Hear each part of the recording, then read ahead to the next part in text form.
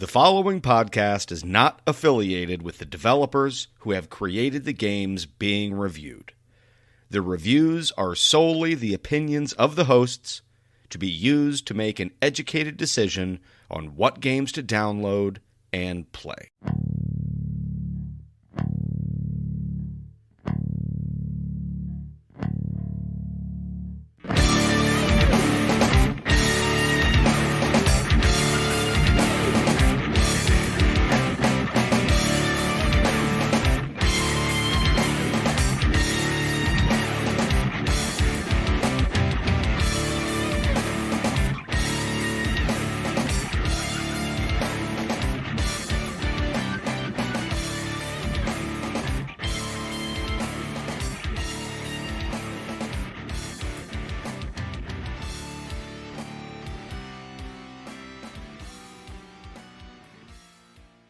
Hello, gamers, and welcome to Budget Arcade, the number one free-to-play gaming podcast in the world. I'm Scott. I'm Jeff. And I'm Mark. And welcome to episode number 76. Just to recap, we play a free-to-play game every other week, and then we rate and review it. Mark, Did what you was this say week's game? recrap? Just a recrap. Oh. Just to recap, we play a free-to-play game every other week, and then we rate and review it. Mark, what was this week's game? This week we played Rogue Company, as developed by Hi-Rez Studios, which you may know them from games such as Smite, Paladins, and Realm Royale. It is a multiplayer tactical / objective-based shooter. It was Hero released... shooter. Whatever. It was released on October 1st. Today. 2020, and it is out on the PC, the Xbox One, the PS4, the Nintendo Switch, and the Xbox Series X/S. And this game is cross-play, so you can play with all the platforms together. Yes. We should also mention that Scott loves high-res. Oh, I am kind of a high-res fanboy. Yes. Okay. why? He likes their games. I like a lot of their games. No, but like any particular reason why? Honestly, I think it's because they make their games within the Unreal engine, and a lot of those games, like, I have a natural affinity for. Gameplay. So, Rogue Company, how to describe this? So think Third Valorant. person. Oh my God. Think Valorant, but third person. And so it's the objective is very similar somewhat to that of like a CSGO type of game or Valorant. And but a little closer to Valorant because, as Scott said, it's a hero shooter because each character has different skills and loadouts. And I didn't play too many of the modes other than the main mode, which is where, you know, you set a bomb and then defend it. Or if the other team or if the other team sets a bomb first, you have to defuse it. And there's no respawns, so it's 4v4 with no respawns. So if you die, you have to wait till that particular round is over. First to 5 round wins the entire game. Yeah, all the modes are 4v4, if I'm not mistaken. I didn't see any that were not 4v4. Now, and like I said, your big thing is the main mode I played, the one that it kind of encourages you to play is what did you say it was? Demolition. So you just push a point, set a bomb, or if the other team has set it, you go and defuse it. And the whole time you're shooting each other with guns. Now, between rounds, similar to that of Valorant and CSGO, there is a store where you would buy either abilities or weapons. Now, these weapons are tied to the characters. So, if you want to play with a character that has an SMG, you can't just put an SMG on any of the characters. You have to find one that already has one. And then as you spend money, you can unlock those. That's not quite true, Jeff. You can set your loadout for a specific character. They do have like specific guns within that character that you're allowed to pick. Are you sure? Because I thought it was just skin. No. There is a loadout that you can set up for your character, and those are the guns that you are able to purchase from. Is whatever loadout you set up. Jeff, you're talking to the high-res fanboy. I know, but that's not my experience, because I went into that loadout to see if I could do what Scott is saying, because there were characters, like there's a healer character that his ability is he can res someone on one of his teammates who's been downed on the other side of the map without being near them. But I didn't like any of his guns, so I went into his loadout to see if I could change it like Scott says you can. And we're just going to have to agree to disagree, because I couldn't find this. But what my experience was, I couldn't really put anything there because I hadn't unlocked any cosmetics or anything like that. But Scott is the high-res master, so take Scott's word for it. There are there's Demolition, there's Strikeout, which I believe Strikeout was kind of like almost like a, I can't even remember what it said it was, because I didn't really play that one. They did have an extraction mode, which was basically a King of the Hill. Mm-hmm. A ranked mode, a limited time mode, which has like a rotating feature. I think currently, at the time of this recording, the limited time mode was a hardcore demolition, if I'm not mistaken. Mm. And then there was training mode, and then within the training modes, there was multiple different ones. You could do what are they? At a gun range, a tutorial, and then an actual training mode, and I think one other in there. And then there was like custom games that you could do as well. Right. So as you're playing the game and unlocking things, you can unlock, like I said, abilities, which you're going to want to do. But these abilities are passives, like your actives are already unlocked. You start off with a pistol, and you start off with what, $5,000? Yes. So you can choose to upgrade your pistol, or you can wait and then get a better gun after and save your money. And your money is accrued by how well you do. So getting kills, arming or disarming the bomb gets you more money. So if you're playing really well, the rich get richer. If you're playing really poorly, you still accrue money at a good enough pace where you're not going to fall way behind, which I thought was good. So some of the things you can get is like more armor. You can res your teammates faster. You can have quicker health recovery time when you've taken damage. And again, these, unless Scott says otherwise, are set based on what character you pick. A lot of them, that's correct. A lot of them pass over from character to character, so you'll see a lot of similar ones, but then some of them are character specific. And then I think they're class specific as well, though, because each character has their own class too. Right, like a healer, a tank, like a flanker, someone fast. And bomber, and then a couple others, I don't remember which.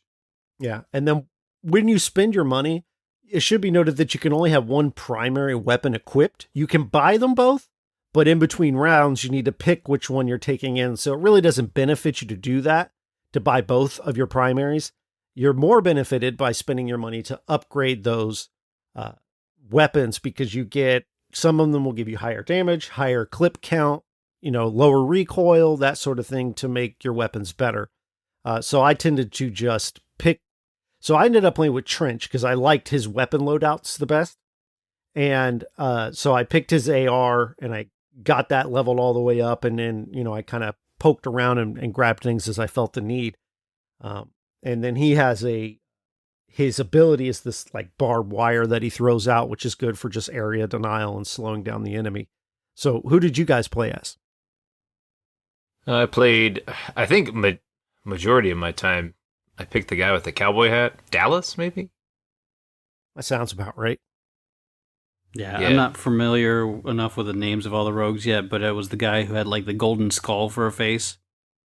Yeah, and the only reason one I can really remember is Trench, because that once I found the character I wanted, I pretty much just kept playing him, because I wasn't good enough at the game to get bored enough to move on to another character to learn. Like in Overwatch, you'd play Reaper and you'd play it, and you're like, okay, I'm getting kind of bored of this. And then you'd move to another character and the game would feel fresh again.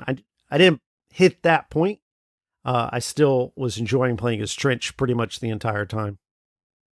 So one thing that this game has that I feel is maybe not the norm is the maps are they're not big. No. So the gameplay automatically thrusts you into shootouts. Definitely. Very rarely will you be able to sneak around the map and try to get anywhere without running into an enemy player. So I think that's one of the best draws to this game is that you're always going to be into a gun battle. You're never going to be just hanging out, running around trying to find something. And I feel like a lot of other multiplayer shooters out there, these battle royales, they sometimes can get too big, and that's not this game, and this game is that does that very well. I have to agree with you there, Mark. Yeah, there's a lot of downtime in other games. Yeah, for example, Warzone, obviously, they just had their big update where they brought in the Cold War into there, and they added a mode with a smaller map, and that mode is so much better. I don't know if you've experienced that one yet, Jeff. Oh, I've played a good bit of it. I really like it because it is more hectic and insane, and it's just action. It's like a battle royale sort of concentrated, and it's a matter of taste whether you like it better or not. Some people like the more longer gameplay sessions, the search, the anticipation of a fight, but the new mode feels more like a kind of typical multiplayer match, whereas there's gunfight, but it still has the battle royale stuff in it. Not that I need to go off on Warzone. So I think we've covered most of the stuff gameplay, except for one other thing. This is a third-person shooter game, and one of the things you have to get used to is selecting which shoulder you're going to look over. And it's kind of hard to describe, but when you're in third person, your reticle will either be on the right side of your head or the left side, or the left side.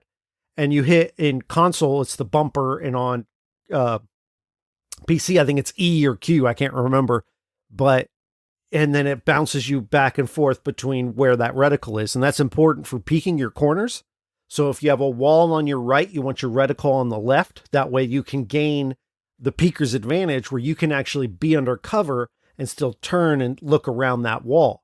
So that's something that you kind of have to get used to. In a way, that's one of the things I didn't like, is having to manage where I had my reticle, whether I was looking over the right or the left. You can get used to it the more you play the game, but because it's not in first person, it's a concession they had to make to be able to. Otherwise, you'd always push to the right because that would be your strong side. And pushing to the left would be your weak side. One weird thing about this third person is that the developer chose to place cover objects all over the map, like any shooter game would. However, you get behind cover, and there's no blind fire tactic. Uh-huh. You have to stand up. There's a crouch, and you crouch behind cover. But in order to engage in shooting, you have to fully erect yourself from the crouch position. And we do the ad next. Oh, Scott, edit this, slip this into that one. Ooh, that's another one. Hey, You're on a roll tonight, Mark. But I feel like that's it's a lot of missed opportunity in that aspect, and it kind of goes into the whole reticle conversation. Is that this game felt polished, and until you start getting into some of the other like nuances of the gameplay mechanics and all that, and I I don't know if the gameplay is good enough to elevate this game past what it is on appearance. So appearance-wise, to kind of go with that, it does look fantastic. The levels are bright and colorful and futuristic looking. The characters are fully realized. I don't know that they're quite, as Scott said, he couldn't remember the names of any of them. I don't think they're quite as memorable as characters from like Overwatch or Valorant, where they sort of have that cartoony edge that almost makes them pop a little more. These feel a little more realistic, kind of more like your operators from a Call of Duty. But they're even more colorful than that because those are kind of drab. But one thing I didn't have this problem. I played both on PC and console, and I didn't have this problem on PC, but on my Xbox, I had a thing where like 3/4 of the screen would have like a yellow tint to it, depending on where I was looking. And it wasn't my TV because I'd hit the Xbox button and everything that wasn't the game that pops up would be correct and normal. And it would just be based on where I was looking. So that was a weird bug. Not a game-breaking one by any means, but it was there. Yeah, I played on the Switch, and I'll just throw this out there. How did it run? I mean, it ran fine. It's just the gameplay is not. This is a game that you need to play on a Pro-type controller, which the Switch does have. I just didn't play on that, and on the TV. Playing this game from the handheld position is not comfortable. I can see that. The buttons on the Switch aren't laid out for this type of shooter, and I did this on I played on the Switch on purpose, just because I didn't figure that either one of you guys would, and I wanted to see what that experience was like. And while the game runs fine, it just doesn't play that well. Right. I'm glad you played on Switch, just to have that input, because I have a mid-range computer. It's no mean high end, and it ran fine, all the way wide open. So it's not a beast or a hog of a game, but I still preferred playing on the Xbox because I'm a console gamer, and I fared better at actually contributing to the team on console than I did on PC, where I'm just not used to aiming with the mouse. Paywall. The currency that's in the game is called Rogue Bucks, and you can use those to buy. Basically, it's all skins. It's all cosmetics, other than the rogues themselves. There's a total of 16 rogues at the time of us recording this. And I believe there was a way to purchase them. Yes. So you can purchase them with Rogue Bucks, or you can purchase cosmetics. And you also accrue, I meant to remember, it's like Valor, or it's something you get just by playing this game, this other currency. It looks like a medal, like a Medal of Honor almost.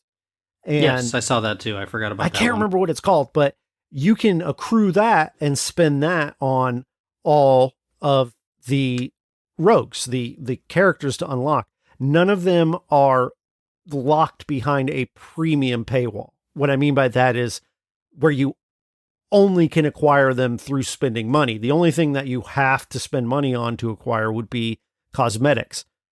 You can grind out the currency to get, and this maybe should go under gameplay, but it does fit here as well, to get those rogues. And along the way, other ways to gain them are not just by playing, but also completing daily and weekly challenges that the game presents to you when you first boot it up. I found that I accrued the currency pretty fast. That after maybe a week of playing, of playing steadily, I'd be able to buy a character. So I think it's someone who plays this as their main game. I think they'll be able to, if they put the time in, get to the characters rather quickly. It's not a super steep grind. And there are price differences. I noticed there were like 2 tiers of prices between the characters. Some of them were a little more expensive. I'm guessing those are the newer characters they added. It's usually how Hi-Rez does their characters. If you don't, so Hi-Rez has what they call a founder's pack in each one of their games, and if you purchase that, you will automatically get all characters that are currently in process or in the rotation, and then you also will receive any characters that they make down the line. At least that's the way it's been with all their other games. Right, and going to their other game, Smite. They're like the only MOBA that really does it that way, where I almost got spoiled by that because the Founders Pack was on sale for $15 and now I had all of the gods, and I jumped to League of Legends, and you can't do that. You know, there's no one purchase and you get everything. You kind of have to work to get those other characters. So I do like that option, having that option to just pay and be done with it. But again, if you're heavy into this game, you can get there just by playing. So this game's founder pack is $30, and there's actually 3 different tiers of their founder pack. Okay, but yeah, the $30. I'm talking about the $30 founder pack. Where you get all of the characters, and so some of the knock on this method of doing things for this game was that some of the best characters are the free ones, and so is that really a knock though? Well, I mean, so essentially, what are you paying money for? That would be my question. New Cosmetics. Experiences. Yeah, or cosmetics. I mean, so and to me, and I know Scott feels pretty similar, is that cosmetics are my favorite way to microtransaction a game, right? Because the core gameplay should stay intact. And we don't really like to see it affected by microtransactions where someone who spends more money has a better experience in the game. Whereas we've recognized that through Overwatch and Fortnite, people will pay for cosmetics. You know, you don't have to have a pay to win element in your game to get people to spend money. You just don't. Just make a good game and then have really cool cosmetics that people are going to want to purchase. And this game does benefit by being third person, whereas your skin, like in Fortnite, you're actually going to be able to see it. Whereas when you get a skin in Call of Duty, you can't. Your hands, you see your hands, you know, and so I think that from a monetized standpoint, I'm pretty happy with it. Sure, some of the rogues are behind a paywall, but it's not that big a deal because they give you a good way to get the currency you need to unlock. Replayability. Like we said, there's 3 modes really, or so on. There's 3 really main modes. Yeah, it really depends on how much you enjoy that. So this, I should have probably said this under a gameplay again. However, this does apply to replayability. This is like a less hardcore version of Valorant or CSGO, whereas those games are like one headshot and you're dead. And this, you have a health bar similar to like you would see in Overwatch, where it trickles down. It requires more shots to down someone. You have a better chance of recovering. And so in a lot of ways, I think that brings the skill ceiling down a little bit, which is good for new players, but maybe not so great when it comes to that replayability. Yeah, I felt that I had problem even down or taking people out, to be honest, because I'm so used to, you know, only a few shots and they're dead. Mm-hmm. Whereas this, I'm like pelting them and I'm like, these people aren't going down. How much longer do I have to kill them? And then I'm dead. And I'm like, okay, yeah, never mind. You really have to unload your clip to get someone down.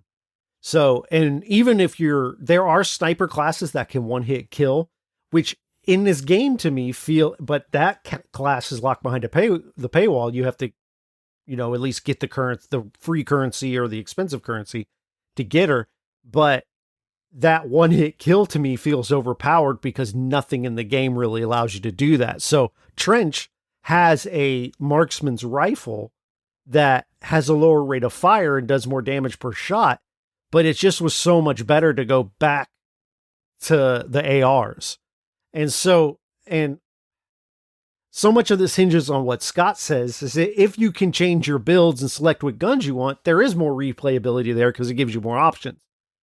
If it's like I experienced, where I couldn't find a way to swap out my loadout in that way, it really doesn't offer that much in the way of replayability in there. So it really depends on the experience you have playing against other players and if you want to keep diving in to get better. And again, I think the skill ceiling is not as high as a game like Valorant or CSGO, where new players are going to probably hate those two games because you're just going to get destroyed right away. I played a little Valorant because this game was so close to that. I wanted to be able to compare, and I just got wrecked. And there's more skills and more unlocks and more trees and more guns. And there's just a lot more replayability there in the sense that there's a lot more to learn. There's way more depth. And this game is, again, it's like a light version of that, where there isn't quite as much depth, where the hardcore player will probably beat the newcomer every time, but the newcomer will not feel like they're just up against a wall. I agree with that too. Another thing on the replayability for this game is this game goes out of its way to try to make you cooperate with the team concept. And I felt like the only game mode that did that was Demolition. Because the other two modes, you can just kind of go off and, get into a gun battle. There's no real team-based objective. Right. And so for the replayability, because I could see, like, if somebody set out to make this game hey, I want to try this game, me and my buddies, we're going to get together and we're going to play this game. And they get into it for the team-based concept. They may be a bit disappointed because it's not really that game other than the demolition mode. I mean, I played a handful of each mode, and I just didn't run into too much team concept. Yeah, and I agree with that. That I think this game definitely would benefit by having 4 friends play together and being on comms, because one of the things you run into this game a lot is flanking. People will flank you. They will run all the way down to where your spawn is and come up that way and flank you from behind. And it's a very good way to play the game, where I started doing it and found success. But I agree too, is that a lot of people weren't playing as a team. And if you were, you're going to see a lot more success, like in an Overwatch style of game. So I agree. Judgment. All right. At the end of each episode, we vote on whether the game deserves our seal or not and requires a 2/3 vote to be approved or denied. Mark, what do you say? I'll preface it with this. If you're going to play on the Switch, I would not recommend it. The game, while it looks nice, it appears to hit all the right points as far as, a shooter goes. Like Jeff was talking about, the depth of the game isn't there. The team-based concept isn't there. And then if you're playing on the Switch and you're playing handheld, it's just not set up to maximize the fun. And so I'd give it a pass on the Switch. Okay. What about the rest of it? Thumbs up, thumbs down? I didn't play on any other. No, just what do you think? Do you recommend the game or not? No. Okay, so it's a thumbs down. Okay. Thumbs down. Jeff, what about you? Me? I really enjoyed this game. There were times where Scott was like, hey, Rogue Company. And a lot of times I'm like, grumble when I have to play the games we have to play. But I was gung-ho. We jumped in some matches. And I had a good time playing it. It doesn't hook me like other games, more high ceiling games. Like even Overwatch has a lot of room for improvement and things like that. But if you want sort of a lighter competitive shooter, which I think there's a market for, I think this is it. This is a pretty fun game. It looks great, runs great on both Xbox and PC, and I think the microtransactions are fair, and I wholeheartedly recommend playing Rogue Company. I love Hi-Rez. Hi-Rez pumps out some amazing games. However, I do not care for third-person shooters. I think that's the main reason I've hated Fortnite, is because it doesn't feel the same for me. It's like I have an issue with aiming with third-person shooters and hitting my targets, whereas I don't get that issue in a first-person shooter. I don't know what it is about it. It's just I don't like them. That being said, this game is very nicely polished.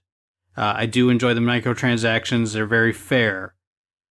I want to give it my seal, but I can't just because it's not the game for me. But I think a lot of people would like it. So it's not going to get my seal. So this is not Budget Arcade approved. Y'all missed it on this one. If we look back in the catalog of stuff that's been approved on this show, I guarantee you this game is better than some of the hot garbage you guys have approved of. And that includes Elliot. This is true. But yes. I didn't approve Among Us. Y'all approved Among Us. That's hard. Because Among Us is good. It's not. Yeah. You Grinched us in that one. It's okay. Not. Well, we didn't approve. I do like your tie-in to Christmas. Town of Salem, but you approved it, and that was hot garbage. Because that's right. You approved that's a deeper Town game. of Salem and not this? Oh, help me. Town of Salem is a much better game than Among Us. Among Us is just entertainment. Oh, it's entertainment. For 5 minutes. Whereas Town of Salem is nothing for hours and hours. It just goes on, and you sit there and you read text messages, and how, Mark? Rogue Company's better than Town of Salem. Appearance-wise, sure. True. Well, go play on the Switch, and you tell me if you like this game as much as you do. Here's the thing: I have a Pro controller. I'm not going to have the issues you have. I'm not going to play. I hate playing games in handheld on the Switch. I almost never do it, with a handful of exceptions. Like Crypto the Necro Dancer is fantastic on the Switch, handheld or otherwise. But largely, I don't play on the Switch because the controls are too cramped. So that's going to be a complaint no matter what game I play on the Switch. But I do have a Pro controller, so I would have it docked and play on my screen and probably have a good time. Maybe. All right. So the next game we're going to play is Marvel Contest of Champions. I have no comment, really. Normally I go into these things either groaning or excited, and I'm neither. I'm, could be worse, could be better. It's probably worse. Well, I don't know. You didn't like Rogue Company. And you liked Town of Salem. Is Marvel Stupid Champions a shooter? No. No. It's a 2D fighter, man. On mobile.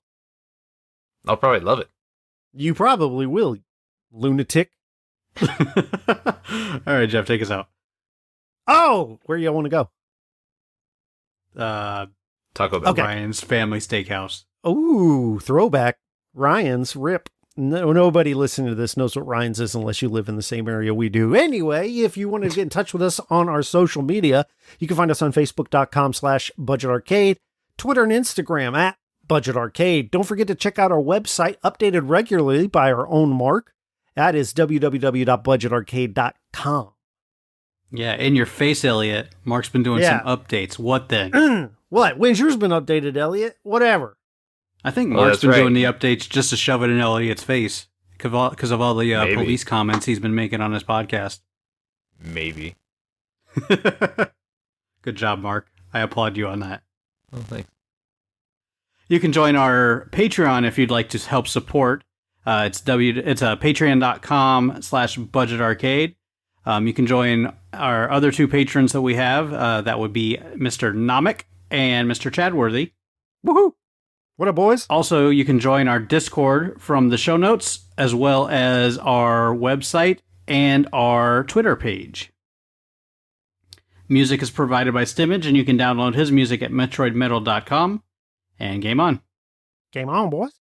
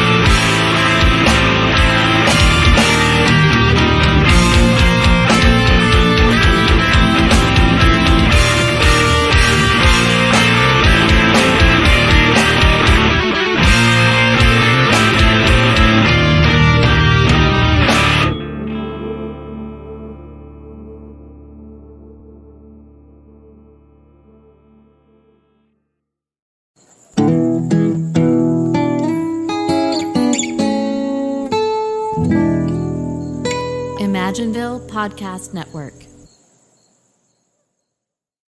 If you have a family relying on your income, you need life insurance. But finding the best quote shouldn't take a lifetime. That's where Policy Genius comes in. In minutes, Policy Genius could save you 50% or more simply by comparing quotes from America's top insurers. Once you apply, the Policy Genius team handles all the paperwork and red tape. To save on life insurance and get protection for you and your family, head to policygenius.com today.